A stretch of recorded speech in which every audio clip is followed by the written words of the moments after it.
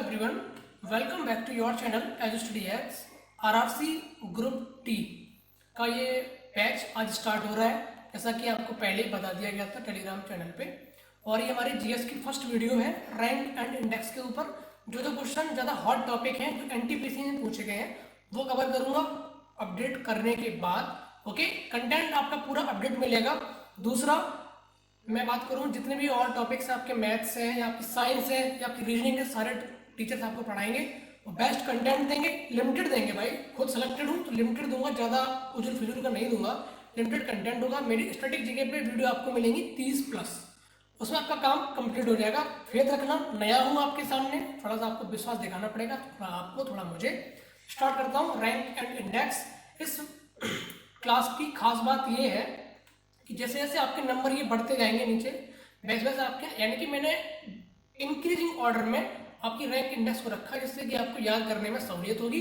20+ हमने ले रखी है रैंक इंडेक्स, इसमें से 10+ ज़्यादा इंपॉर्टेंट है जो आपके एनटीपीसी एग्जाम में पूछी गई हैं, ग्रुप डी में या एसएससी वगैरह में पूछी जा सकती हैं, क्योंकि एसएससी भी इन टॉपिक्स को उठाता है, क्योंकि वेंडर हमारा एक ही है टीसीएस, तो सारे क्वेश्चन सेम ही है। ठीक है, स्टार्ट करते हैं अपना क्वेश्चन नंबर फर्स्ट। इंडेक्स में आपकी ये इंडिया की रैंक रहेगी और ये रिपोर्ट यानी कौन सी संस्थान आपको रिपोर्ट देता है ये टॉप पे है। तो ये मैं आपको बाद में टिक करवा दूंगा कि कौन कौन सी संस्थान आपको रिपोर्ट करता है, ये क्वेश्चंस किस किस संस्थान से पूछे जाते हैं। बाकी मैं आपको ये और ये समझाता चलूंगा, कुछ ट्रिक भी बताऊंगा जिससे आपको याद करने में सहूलियत रहेगी। ओके, और लास्ट में आपको 12 में बता दूंगा, 12-13 टिक करवा दूंगा जो बहुत ज़्यादा इंपॉर्टेंट है। ओके, बाकी फेथ रखना, नया होगा बट आपको एग्जाम में बहुत ज़्यादा स्कोर बढ़ाने की भी कोशिश करूंगा आपको सिलेक्शन हो। तो स्टार्ट करते हैं जर्नी को, आप जुड़े रहिए। स्टार्ट करते हैं क्या, largest military strength country in the world. Okay, तो इसका मतलब ये हुआ कि अब कंट्री यानी कि ऐसी कौन है, यानी कि मिलिट्री स्ट्रेंथ में, यानी कि मिलिट्री जिसके पास ज़्यादा है ना, उसके ऊपर जो अपनी इंडेक्स एक आई थी, इसमें इंडिया की रैंक है 3 और यूएसए टॉप पर रहा था और सेकंड नंबर पे है चाइना। आप लोग लिख लीजिएगा, ठीक है। तो ये रिपोर्ट किसने जारी करी थी, सिप्री ने। Okay, SIPRI. और नेक्स्ट चलते हैं अपन लोग ग्लोबल मैन्युफैक्चरिंग रिस्क इंडेक्स 2020। तो इसका मतलब ये हुआ कि मैन्युफैक्चरिंग जब अपन लोग ज़्यादा करेंगे तो रिस्क भी ज़्यादा रहता है ना, ऑब्वियस सी बात है। तो इसमें रैंक इंडिया ने क्या प्राप्त की है, 3। ओके, और चाइना टॉप पे रहा है, चाइना टॉप पे रहा है। बाकी ये मैं जहाँ डिस्कस करूंगा वो आप लोग फोकस करना है, क्योंकि पढ़ना बहुत इजी है बट आउटपुट देना ये हमारा इनपुट है। आउटपुट यानी कि एग्जाम में कितना कर पाते हैं वो जरूरी है, यानी कि लिमिटेड पढ़िए, ज़्यादा नहीं पढ़िए। जब आप इंपॉर्टेंट याद कर लें फिर देन जाना थोड़े नॉर्मल क्वेश्चंस के ऊपर, तो इसको नहीं देखना आप अभी। ठीक है, चलते हैं नेक्स्ट पे। अपनी इंडेक्स क्या कह रही है, ग्लोबल क्लाइमेट रिस्क इंडेक्स, ये आपकी इंपॉर्टेंट है। ग्लोबल क्लाइमेट रिस्क इंडेक्स 2020 में इंडिया ने अपनी रैंक प्राप्त करी है 5। क्लाइमेट रिस्क जहाँ पे ज़्यादा होगा यानी कि आपकी उतनी आपकी रैंक ज़्यादा कम आएगी, यानी कि इंडिया की 5 आई है और जापान यहाँ पे टॉप पर है। ओके, और ये आपका रिपोर्ट दी गई है जर्मन वॉच के द्वारा। चलते हैं नेक्स्ट पे, ग्लोबल टेररिज्म इंडेक्स।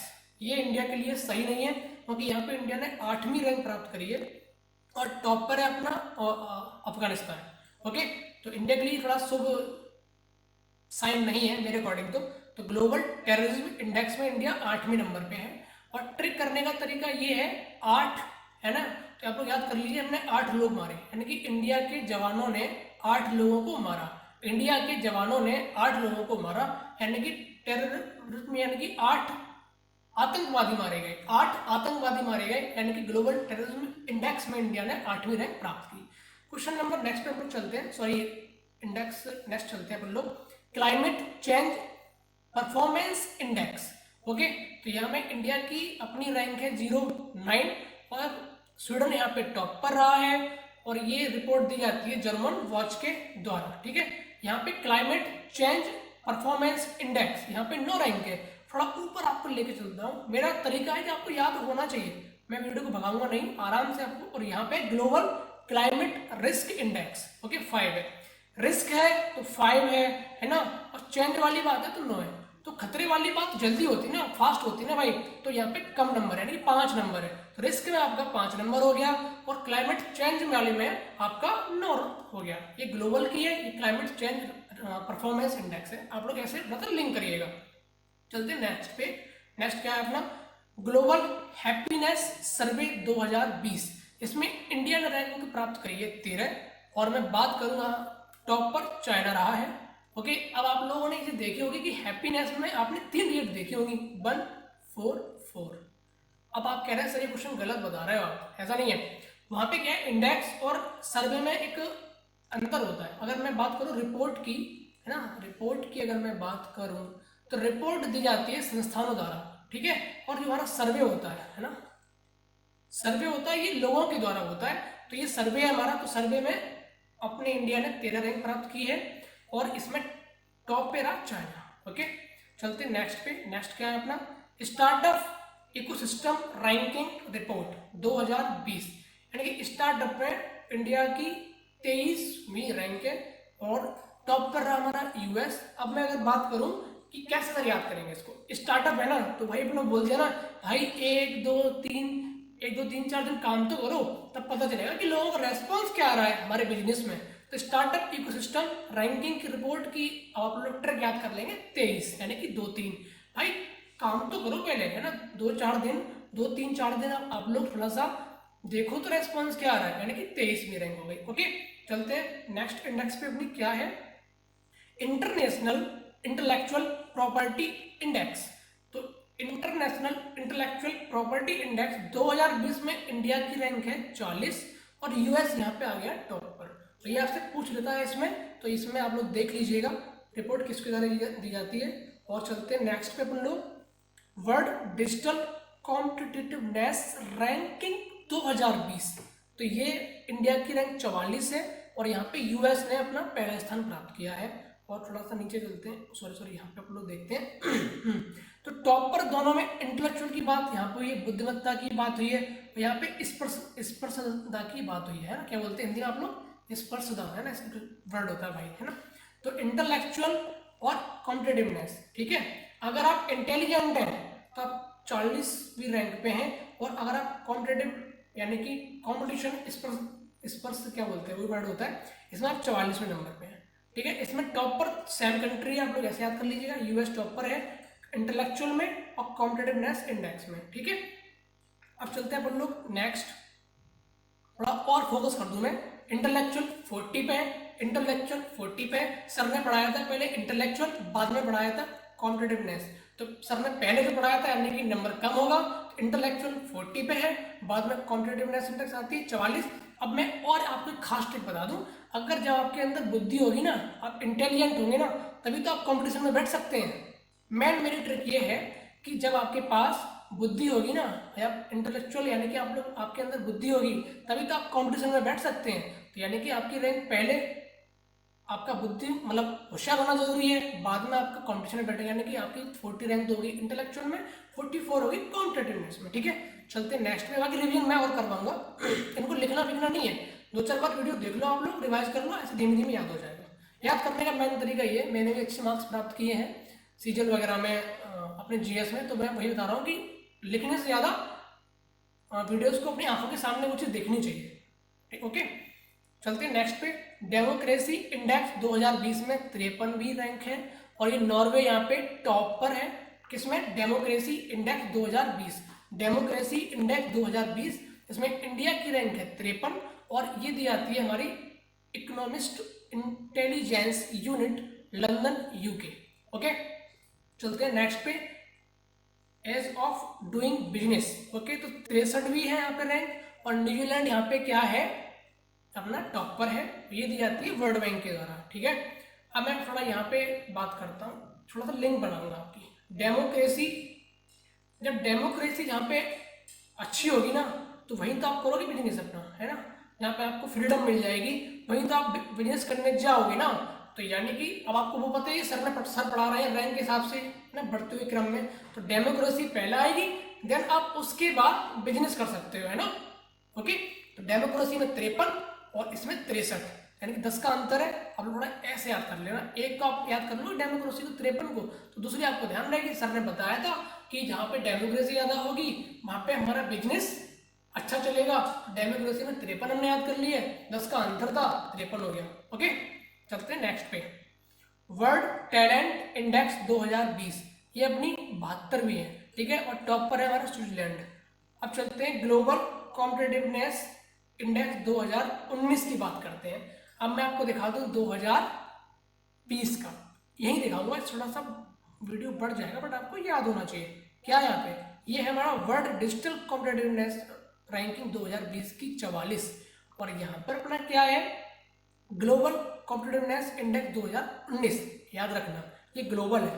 यहाँ पे 72 रैंक है।